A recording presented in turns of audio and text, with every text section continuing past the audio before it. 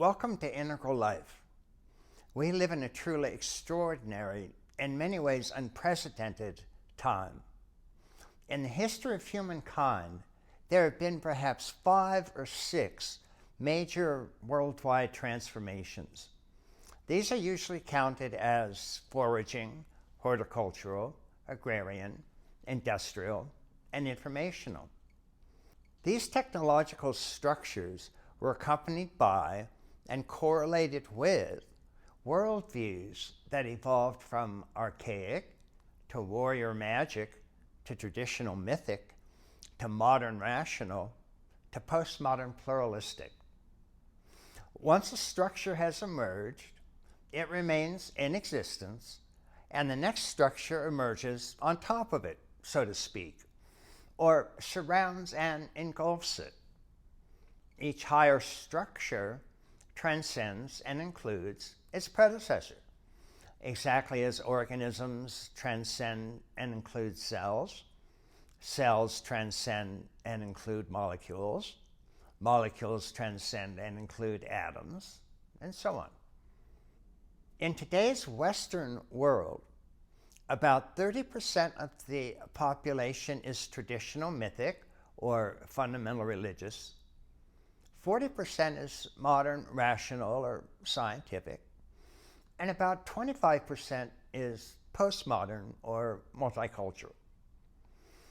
All individuals are born at square one, the archaic, and then grow and develop through the higher stages, magic to mythic to rational to pluralistic, or until their own growth stops at a particular stage, traditional or modern or postmodern or whatnot. But think about it.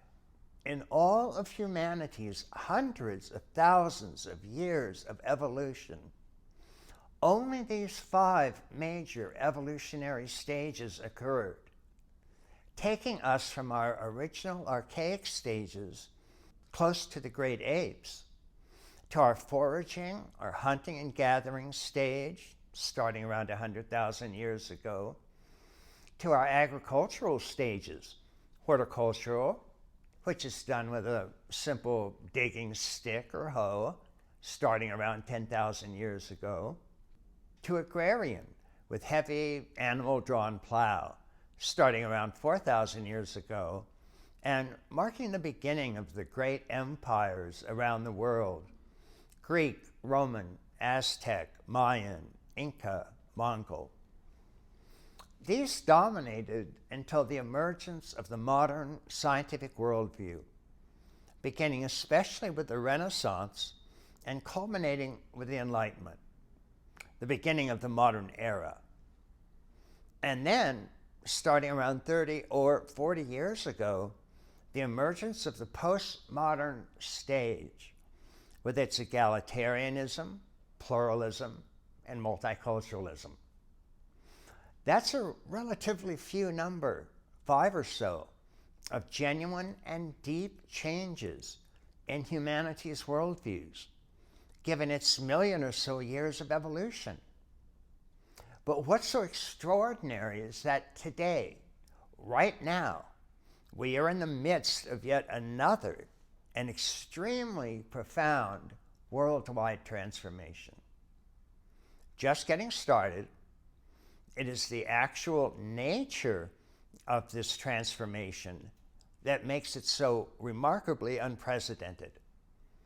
All of the previous evolutionary stages, archaic, magic, mythic, rational, pluralistic, were marked by a profound belief that their views and values were the only true views and values in existence, and those of all the other stages were infantile, confused, or just plain wrong. Modern scientific view, for example, feels that the mythic traditional religious view is infantile, nothing but variations on Santa Claus and the Tooth Fairy, with God being nothing but your great big imaginary friend in the sky. The postmodern pluralistic view thinks that both science and religion are not much more than fairy tales, being nothing but largely arbitrary social constructions, driven only by various interests and isms, sexism, racism, colonialism, and so on.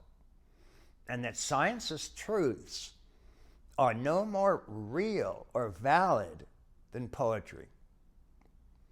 And the mythic, literal, or religious view sees both modern science and postmodernism bound for hell and eternal damnation, missing salvation completely. Our ever-present culture wars are driven by the constant warfare between these three major stages: mythic religious, rational science, and post-rational postmodernism. This is what makes this newly emerging present transformation so incredibly unique. This stage is given many names by developmental and evolutionary researchers, but the most common include integrated, systemic, truly holistic, or integral. And it's called integral for a simple reason. Where all the previous stages felt they and they alone were real, the integral stage makes room for all of them. Everybody is right is its motto. That is, every stage is true but partial. And each stage, as we saw, transcends but includes its predecessors, like atoms to molecules to cells to organisms, with each stage becoming fuller and fuller and more inclusive. So by the time we get to integral, it transcends and includes the partial truths of all of the previous stages, magic to mythic to rational to pluralistic. And this means the integral stage is the first stage in all of human history that is truly all-inclusive. Think of it, where every previous stage in human history spent its time in constant warfare with all the other stages: mythic religion in warfare with magic paganism, modern science in warfare with traditional religion, postmodern in warfare with science. The integral stage of human evolution is the first that is radically inclusive of all of them. Its worldview is big enough, wide enough, deep enough to transcend and include all of the partial truths of all of the previous stages. Imagine a society that, instead of constant culture wars, would be a truly inclusive and all-embracing culture, replacing constant conflict with a deep harmony. Individuals themselves would still be at different levels of development as they moved and evolved through the major stages. But the basic principles of the culture would be based on an integral worldview, making room for each and all. Anything like this has ever appeared in human history before. It's astonishing, unbelievable, wild, and remarkable. And it will remake human nature and culture as we know it. Now, as I mentioned, we are just now at the beginning edge of this integral transformation. Research studies show that around 5% of the population has reached the integral stages. But there's a curious event that has marked evolution from the start, and it gives us great hope that we might be feeling the results of this integral transformation sooner rather than later. Namely, the fact of what's known as a tipping point. Because what seems to happen is that when around 10% of the population reaches the leading edge of evolution, the entire culture starts to adopt many of its values. For example, when 10% of the population reached the modern scientific stage, we saw the French and American revolutions, the end of slavery, and the rise of representative democracy. Every previous stage had some form of slavery. But part of the modern stage's inherent beliefs are that humans should be treated fairly, regardless of race, color, sex, or creed. And in a mere 100 years, from 1770 to 1870, slavery was outlawed by every modern rational society the world over. Now, only 10% of the population was actually at the modern stage, which believed in freedom. And yet that was a tipping point that spread the ideas of freedom throughout the entire culture, ending slavery.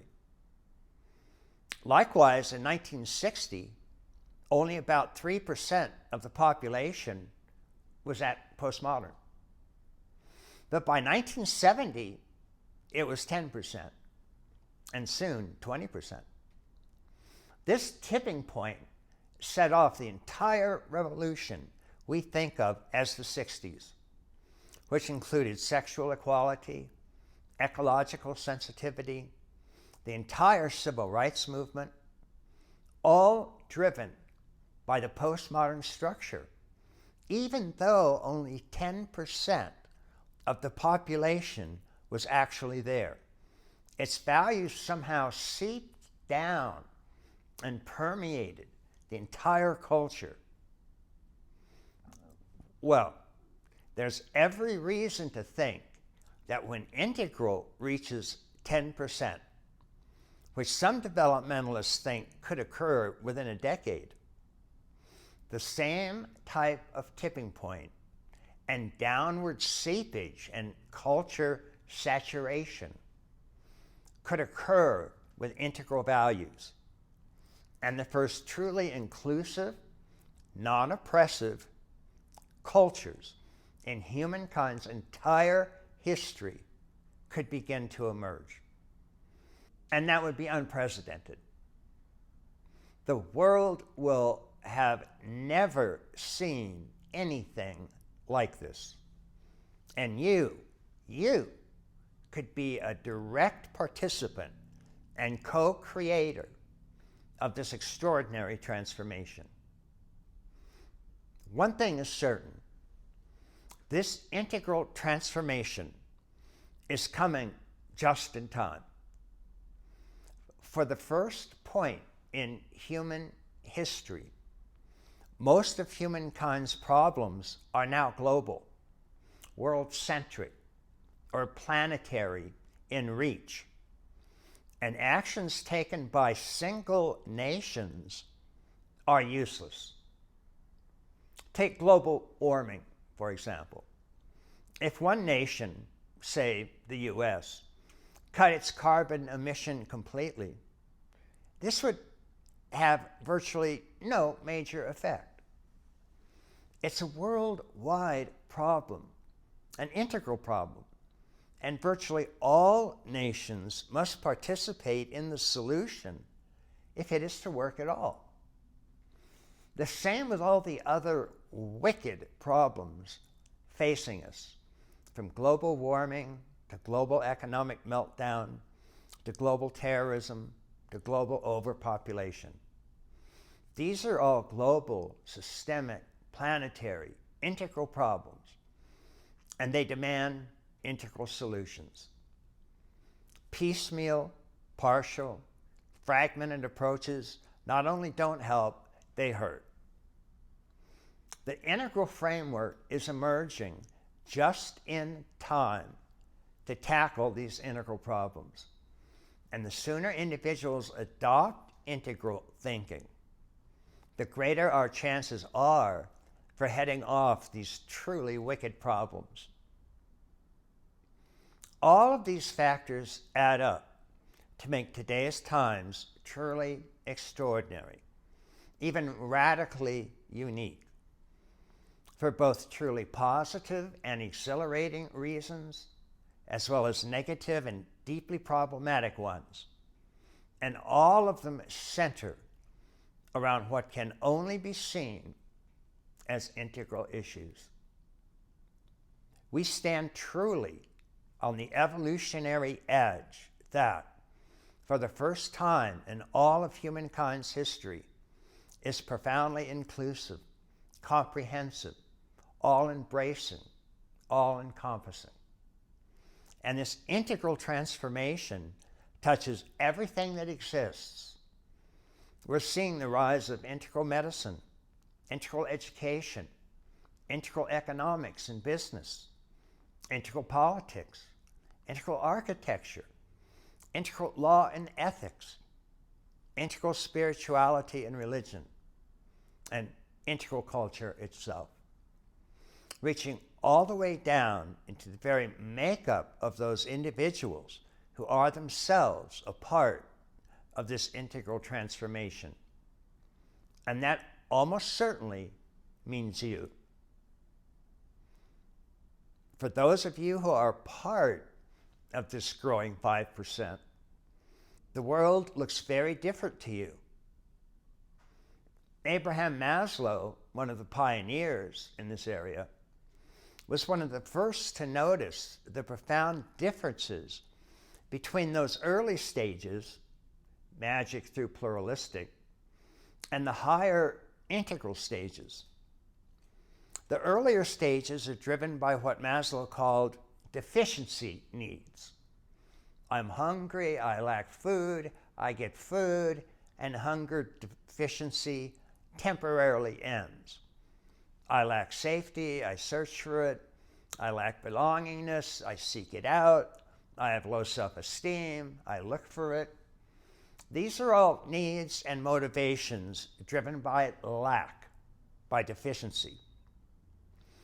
But then there's that transformation to integral stages, what Claire Graves called, quote, a monumental leap in meaning.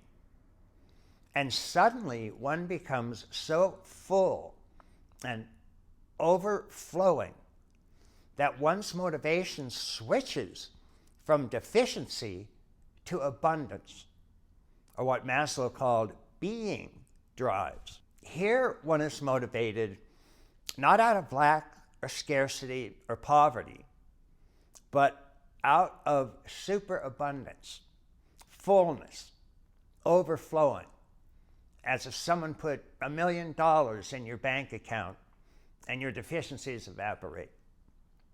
At these integral stages, everything overflows and is deeply connected to everything else.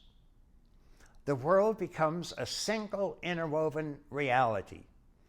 One Gaia, one spirit, one true self, one great web of being, and you are all of that. A wholeness, fullness, richness fills your being and overflows into the entire cosmos. And you are driven by that profound connectivity to everything in the universe. You love more, care more, have more compassion, and wider consciousness. And you are driven by a profound drive, a being drive, to help all people, indeed all sentient beings, find this peace and liberation and love and enlightenment and awakening to their truest and deepest and most profound self and reality, a reality where all things are woven together into a fundamental unity and divine wholeness. And you will never be the same again. And so this is where we stand, my friends, on the very edge of the sixth and in many ways most profound transformation in all of humankind's history. An Integral Institute and Integral Life are organizations dedicated to working at the edge of this transformation, looking for ways to help increase this evolutionary leap and apply its results to every area of human living, looking for ways to foster integral relationships, culture, and community, explore ways to create truly integral medicine and health care, integral education, politics, and economics, integral therapy and spirituality and religion, and at the bottom of it all, integral friendship. Finding individuals who, like you, share an integral worldview and are looking for friends to share it with. So I'd like to personally invite you to become a member of Integral Life and join a worldwide net of dedicated, caring, idealistic, integral souls, all open to this extraordinary transformation and ways to help it, share it, celebrate it. This is truly an extraordinary period in human history, completely unprecedented in its depth, profundity, and significance. Won't you come and join us in a conscious membership in this radically integral transformation? We would love to have you as part of this rapidly growing network of conscious evolution. And I promise you, your life will truly never be the same in this community of friendship and superabundance.